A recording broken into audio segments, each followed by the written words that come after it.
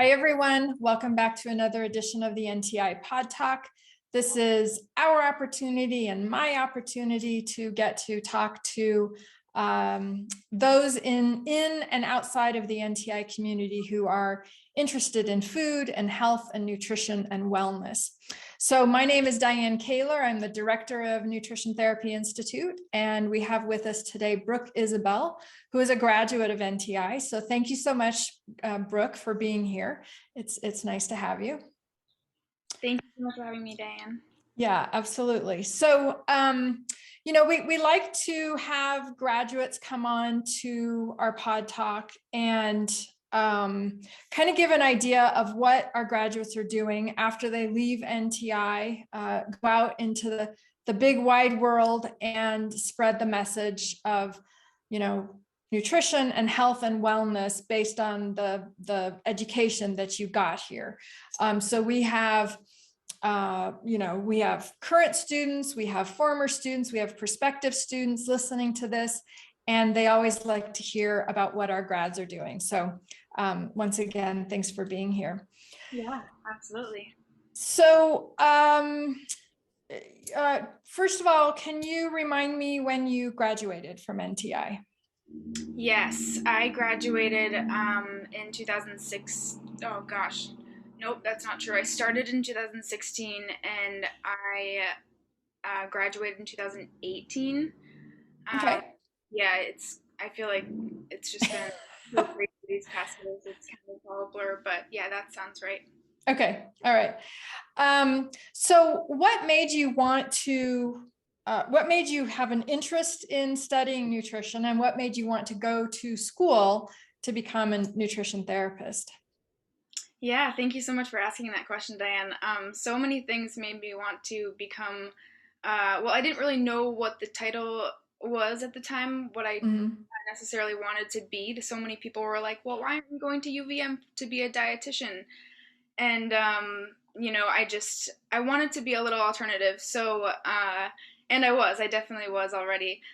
So my mom was going through a little bit of alopecia, so that really inspired me to dig deeper. And I really struggled with disordered eating in high school and just my relationship with food and my body image in general, and really noticed that a lot of people were struggling with the same. So I just knew that this is something, like nutrition in general was something that I really wanted to touch on in my future career in general. I just didn't know what that really looked like at the time. So yeah, in high school, I just kind of knew that I wanted to take a gap year and then study some sort of nutrition. And I didn't know what that looked like at the time. So, So that is a very common way that people come to NTI. They have either for themselves or a family member or both, some sort of experience with a health dysfunction or something in their health that has been helped, supported in many ways via making nutrition changes, and then that sparks an interest. Which grows into a passion, which grows into a desire that you just can't stop learning. And so what made you choose NTI? Obviously, there are other nutrition schools out there. What made you want to choose and come to school at NTI? The opportunity at NTI was really appealing to me because I was already in Denver for the program that I was traveling in, and just the idea that I could study in Vermont online and experience the in-classroom experience as well.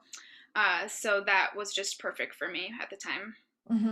Well, I appreciate you mentioning that because we do have an in-person learning opportunity here in the Denver metro area, and our entire program can be taken online. And so for those people who are looking at our program, we always talk about how we have a lot of flexibility in the way that students can participate. And you are a prime example of someone who took advantage of that, just happened to be in Denver, doing something else with your life, were able to take courses in the classroom, but then once you went home, you were able to complete online. And that's the exact scenario that we talk about. So I'm glad that you were able to experience that and you got benefit out of it.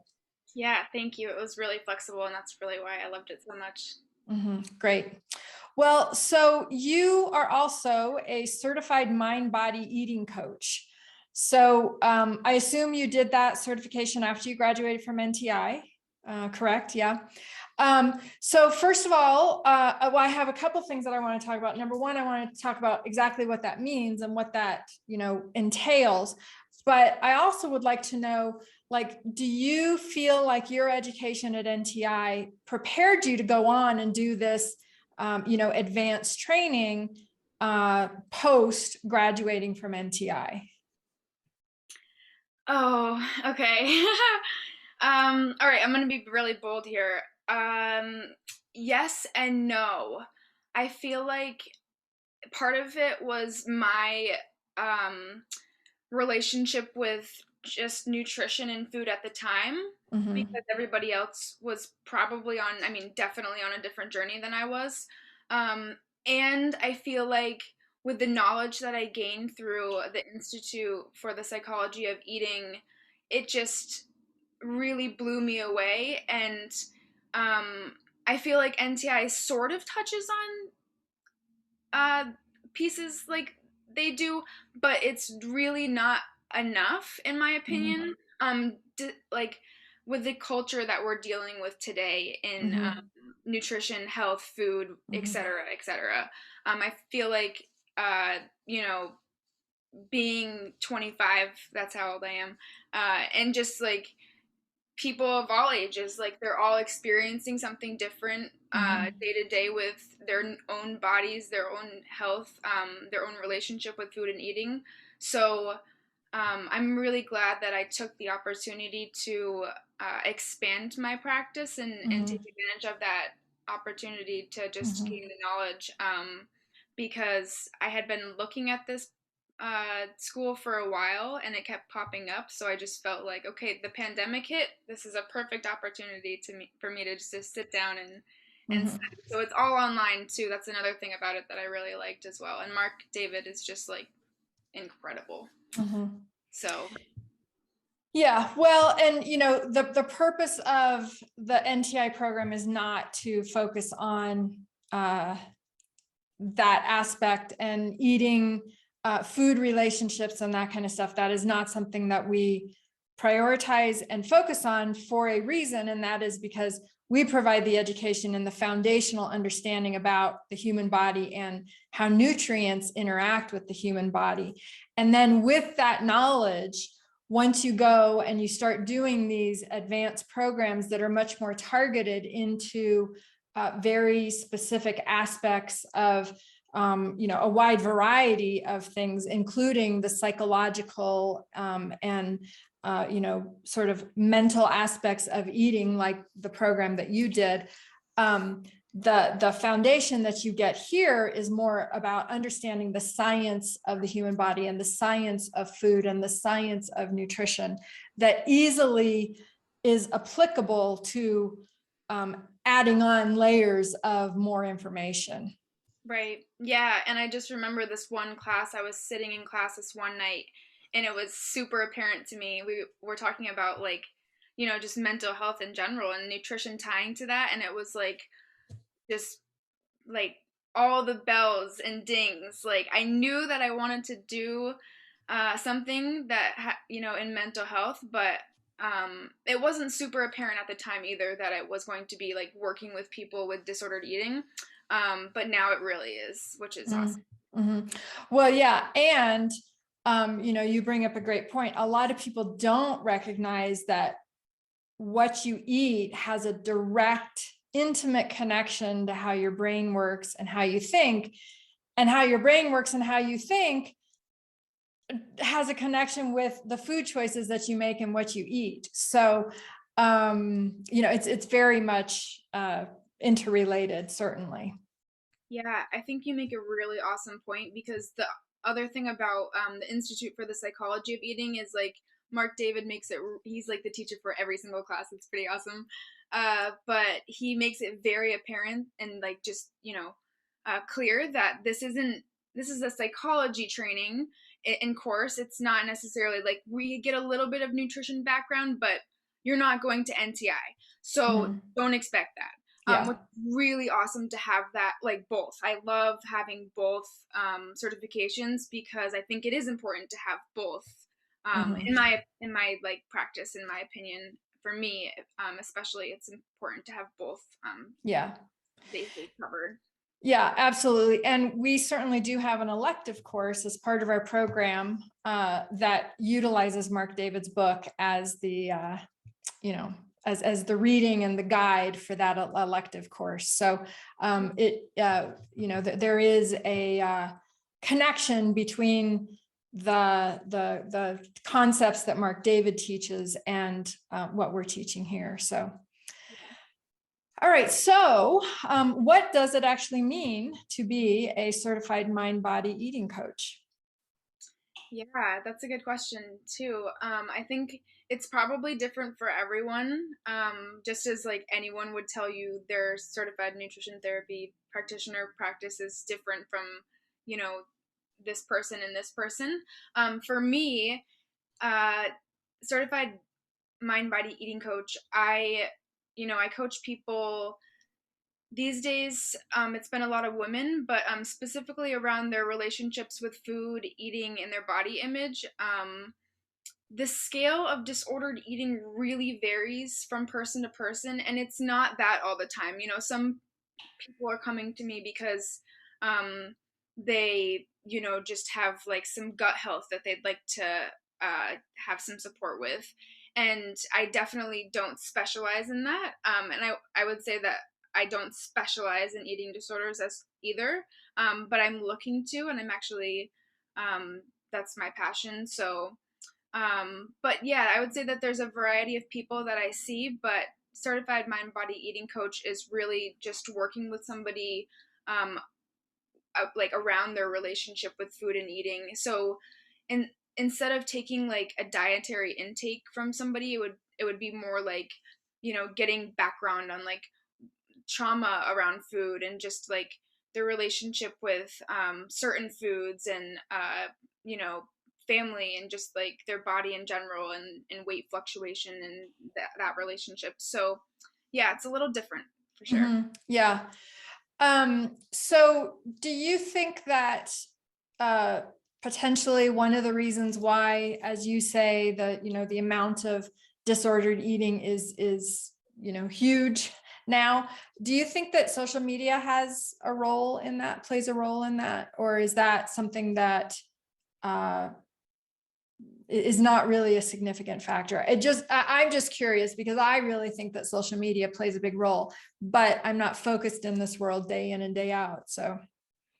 Yeah, well, you make a really good point. I think that it is, and I think that everybody has the capacity to be responsible in a way for their social media like platforms, who you follow, who's following you to a certain degree, because there are like things that are sponsored and like the social media algorithms that are these days are out of control. So I think, the short answer would be yes. Like it totally plays a factor. And I think that that's the problem. And that's the hard part, is that there's people who have certain opinions that, are so loud and so many people follow that they're influencers.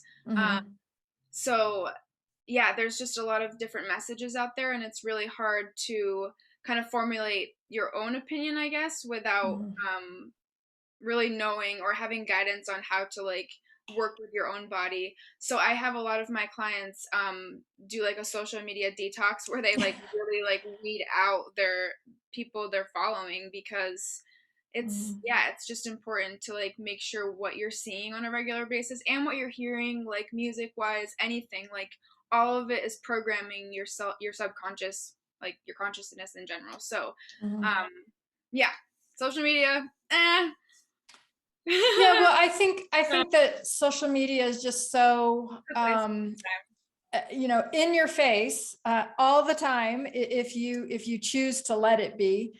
And I think that it's very promoting of a certain acceptable body image that, and this is not really anything new, mass media and, print publications for decades have been promoting a certain body image that is, the only acceptable and the idealized body image. And of course, we know that every single person, and as you say, it's mostly women, but it's also men. Every single person has their unique biochemical individuality that creates their unique exhibit of their body image. And to have this concept that everyone has to have the exact same shape and size and curvature is so misleading, and people are I just think because social media is so much more a part of us, most people don't get within 2 feet away from their phone at any one time during the day, and they're constantly looking at it. Whereas previously, if it was in a magazine, for example, you're reading the magazine while you're sitting there, but you're not carrying the magazine with you everywhere you go 24 hours a day. So that's my impression of why potentially social media is contributing to this rise, particularly in body image issues, and that translates and overflows into food choices and poor food choices, with the intention of trying to achieve some sort of idealized, unrealistic body image, which is actually not possible. It's very difficult to get to a certain body image, attain a certain body image just by making different food choices. So, but it's promoted that you can do that. So, Right. Yeah. And I would say that like focusing on it more and like having that like rule your life is like going to like is just like kind of like doing the opposite for like what you want, what your goal is. That's just my opinion. Yeah, absolutely. So I love the idea of screen detoxing, social media detoxing. And I think that's what we should get out there and become an influencer about, is detox your social media rather than use it to inform every single thing you do and every single decision you make. So yeah, totally. Yeah. All right. Well, so this is your the focus of your private practice as a nutrition therapist. It is working with people with disordered eating and the things we've been talking about. So can you talk a little bit about like the types of clients you work with, and that may even be too broad. I mean, as we just said, you can't stereotype everybody into one path. So, but can you talk a little bit about your practice and who you work with?